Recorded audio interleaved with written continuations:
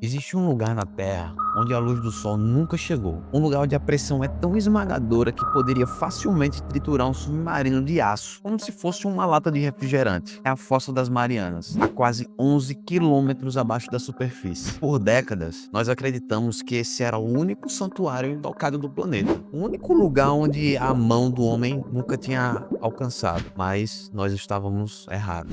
Cientistas enviaram os robôs de última geração para as profundezas absolutas, e o que encontraram lá dentro não foi apenas vida alienígena, foi algo que você provavelmente usou e descartou hoje de manhã. Algo invisível, silencioso e que está, nesse exato momento, escrevendo o destino de criaturas que nunca viram o rosto de um ser humano. E isso não é apenas um problema ambiental, é um mistério biológico que está acontecendo no lugar mais remoto do mundo e que diz muito mais sobre a nossa espécie do que gostaríamos de admitir. No vídeo de hoje, vamos mergulhar no abismo para entender como o que é invisível aos nossos olhos está afetando o último refúgio da Terra.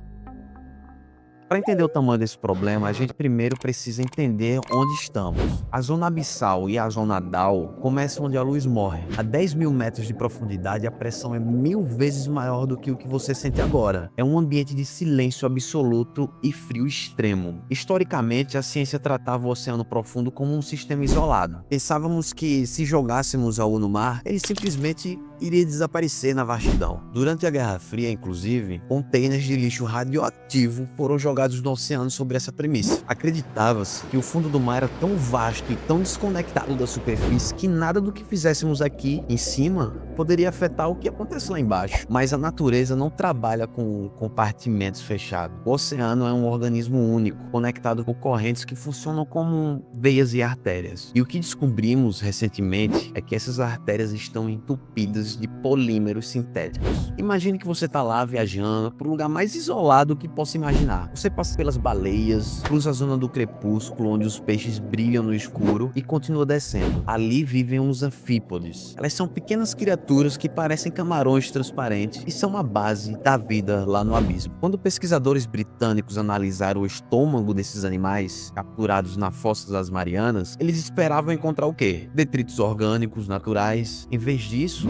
encontraram microplásticos em 100% dos espécimes analisados nas fossas mais profundas. Não foi uma amostragem de alguns, todos tinham plástico dentro de si. E aqui entra um detalhe que muda tudo. As fibras encontradas não eram apenas lixo comum, eram polímeros usados em roupas de nylon, tecidos sintéticos e até mesmo garrafas. Isso prova que a nossa conexão com o abismo é direta. Cada vez que você lava uma camiseta de poliéster, por exemplo, milhares de microfibras são liberadas na água. Elas são pequenas demais para os filtros das estações de tratamento. Elas chegam aos rios, depois o rio leva para o oceano e iniciam uma descida épica para o abismo. O processo de descida é fascinante e ao mesmo tempo aterrorizante. No YouTube a gente escuta muito sobre as ilhas de lixo na superfície, mas o que acontece embaixo da água é uma chuva constante. Conforme o plástico se quebra em partículas menores que um grãozinho de areia, os microplásticos, ele começa a se aglutinar com o resto de plâncton, carcaça de animais e fezes de peixe. Os cientistas chamam isso de neve marinha. No oceano profundo, onde não há plantas fazendo fotossíntese, essa neve é o que sustenta a vida, é o alimento que cai do céu literalmente. O problema é que essa neve é composta por polímeros sintéticos misturados com matéria orgânica, tudo junto ali no emaranhado. Para um ser das profundezas que vive em um ambiente onde a comida é raríssima, imagine só, 11 mil metros, qualquer coisa que cai é uma oportunidade de sobrevivência. Eles não estão comendo plástico por erro estúpido porque são bobos. Eles estão sendo alimentados por uma dieta de resíduos industriais porque o sistema de alimentação do planeta foi hackeado pela nossa própria produção de lixo. E aqui o mistério se aprofunda e fica mais sombrio. Diferente de nós, as criaturas abissais evoluíram para funcionar sob uma pressão biológica extrema. O metabolismo delas é muito lento para conservar justamente energia. Quando um verme quimiosintético ou um peixe-caracol ingere essas partículas, o dano é duplo. Primeiro, há o dano mecânico.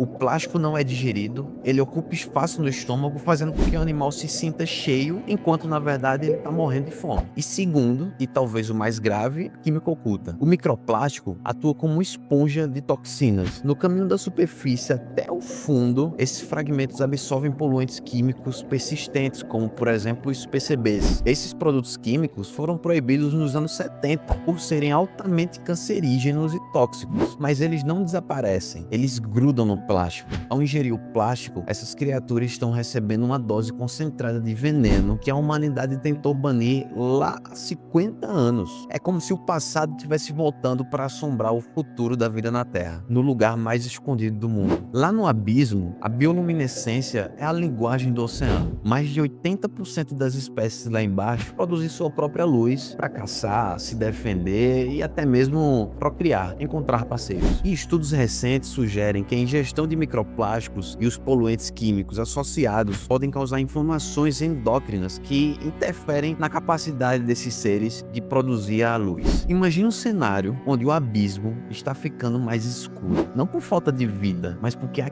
química interna dos animais está sendo sabotada. Se uma lula abissal, por exemplo, ela não consegue brilhar da forma correta, ela não vai se reproduzir. E se ela não se reproduz, toda a cadeia alimentar que culminam em animais que nós conhecemos e consumimos começa a ruir. Ah, mas aí beleza. Muitas pessoas vão pensar, por que eu deveria me incomodar com um verme que vive a 10 quilômetros de profundidade no mar? A resposta é bem prática. O oceano profundo é o maior regulador de carbono do mundo. Essas criaturas minúsculas movem toneladas de carbono para o fundo do mar todos os dias. Esse processo é o que mantém a temperatura da Terra estável. Se começarmos a colapsar as comunidades que vivem no fundo dos oceanos por causa do acúmulo de plásticos e químicos, estamos destruindo o disco rígido do clima do planeta. O que jogamos no ralo da nossa casa viaja pelos rios, alcança as correntes oceânicas e, por fim, se torna um contaminante no lugar que deveria ser o filtro final da Terra. Não existe um fim da linha para a poluição. Ele apenas circula até encontrar o ponto mais baixo. Um fato que quase ninguém percebeu ainda é que estamos criando uma nova camada geológica. Imagine só, daqui a milhões de anos, se uma civilização estudar a Terra de hoje, eles encontrarão uma camada de sedimentos feita de plástico. Cientistas já deram um nome para isso, o antropoceno. Análises feitas na Fossa das Marianas detectaram densidades de microplásticos maiores do que em muitas zonas costeiras poluídas da China ou da Europa. O motivo é que o abismo funciona como um ralo gravitacional. Toda vez que o plástico desce, ele fica preso. Não há raios UV para decompor o material, as correntes lá são muito lentas para poder expulsar. O fundo do mar tornou-se o maior e mais preservado aterro sanitário da história. E no final das contas, essa descoberta nos força a encarar uma verdade desconfortável sobre a nossa era. Nós costumamos pensar no meio ambiente como algo que está lá fora. As florestas que a gente vê nos vídeos, a praia onde a gente vai passar as férias, mas a verdade é que o conceito de lá fora é uma ilusão. O planeta é um sistema fechado e perfeitamente conectado. Saber que existem animais morrendo por causa de resíduos plásticos em lugares onde o homem nunca pisou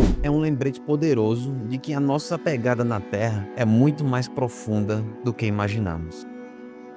Nossas escolhas diárias, o que compramos, como descartamos e até mesmo o que consumimos não desaparecem quando o caminhão de lixo passa pela nossa rua. Elas apenas mudam de endereço. Essa história do abismo não é apenas sobre biologia marinha ou poluição, é sobre a nossa responsabilidade com o que é invisível. Se somos capazes de alterar o funcionamento de um ecossistema que mal conhecemos, imagine o que estamos fazendo com o que está bem diante dos nossos olhos.